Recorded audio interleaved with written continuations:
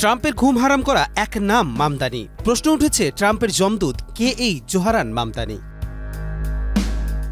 New York সিটির রাজনীতিতে প্রগতিশীল এক নবতরঙ্গের নাম জোহরান মামদানি। উগান্ডায় জন্ম নেওয়া এই ভারতীয় বংশোদ্ভূত মুসলিম প্রার্থী এখন মেয়র পদে দৌড়ে অগ্রণী অবস্থানে। ডেমোক্রেটিক সোশ্যালিস্ট পরিচয়ে আত্মপ্রকাশ করে তিনি বলেন, আমি ট্রাম্পের সবচেয়ে বড় দুঃস্বপ্ন, একজন মুসলিম অভিবাসী যিনি বিশ্বাস থেকে লড়েন। এই বক্তব্যে স্পষ্ট তিনি ট্রাম্পীয় রাজনীতির একেবারে বিপরীতে দাঁড়িয়ে।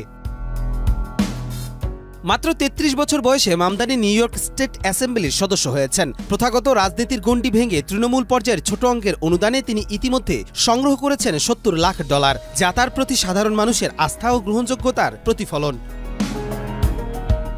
মামদানির রাজনৈতিক দর্শনে রয়েছে বাড়ি ভাড়া নিয়ন্ত্রণ, গণপরিবহনে ভর্তুকি ও ধনীদের ওপর অধিক করের দাবি, যা ট্রাম্পের বিত্তবান্ধব নীতির সম্পূর্ণ বিপরীত। ব্যক্তিগত জীবনে সম্পদের পরিমাণেও দুজনের মাঝে আকাশ পাতাল ব্যবধান। ট্রাম্প যেখানে বিলিয়নিয়ার, মামদানির সম্পদ মাত্র কয়েক লাখ ডলার।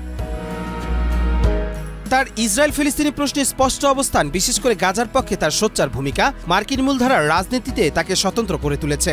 মা বিখ্যাত পরিচালক মীরা নায়ার ও বাবা প্রখ্যাত অধ্যাপক মাহমুদ মামদানির সন্তান এই তরুণ নেতা যুক্তরাষ্ট্রের অন্যতম প্রভাবশালী শহরে প্রধান মুসলিম মেয়র হতে চলেছেন, এমনটাই মনে করছেন অনেক বিশ্লেষক।